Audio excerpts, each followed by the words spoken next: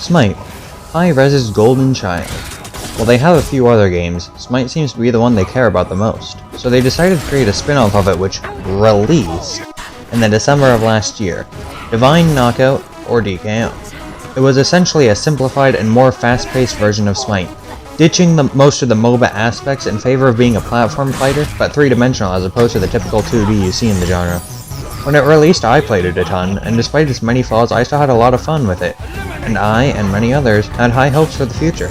It looked really promising. Until it wasn't. DKO had a Twitter account which was fairly active. It would regularly post about updates, XP events, and any other relevant information. This account would be active until April 28th, when it would make its last post before stopping completely. Hey, so between recording the audio for this video and also editing, the Twitter account has actually posted a couple things talking about server issues like 4 days ago. Whether or not this means anything, I don't know, but I thought that would be important to mention. So, anyways. This is also around the time that updates for the game would stop. The servers would still be up, but there's been almost no new content since the Blazing Bifrost update. I'd been keeping up with the game on the subreddit, which was the only place to get any information after the total silence from the devs, but the only new content that had been added was when they added a limited time arcade mode a month ago. But that was just a removed mode from the game. It seems like the game was just completely abandoned, probably because I doubt it was making enough money for Hi-Rez to want to keep it around. With how promising it looked, why did it fail?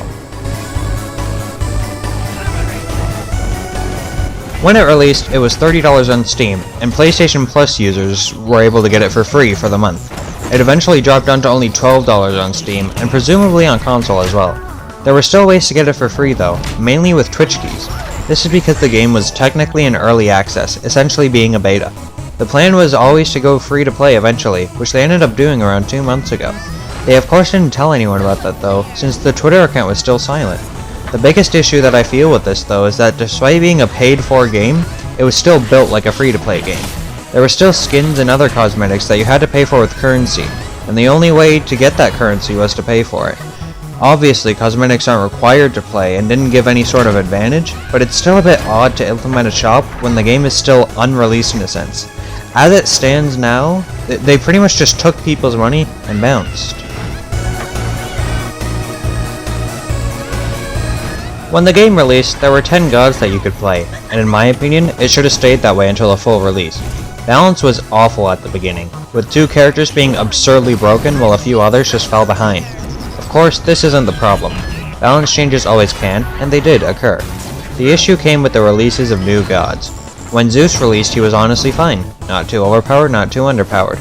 Then there's Sun Wukong and Loki. Both of them were broken on release, Wukong especially.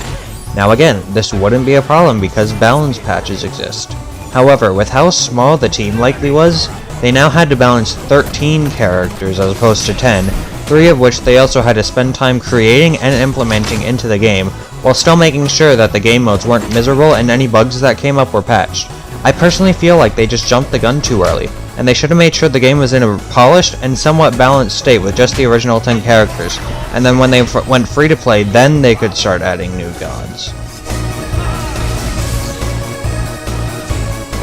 As it stands, I don't have much hope for the game. There might be a chance that it comes back, but it seems more like just another dead game for the high-res graveyard. I hope this ages poorly. I really do. I wish the game was cared about by more than just the community, but sadly that doesn't seem to be the case. Anyways, that's about all I have to talk about.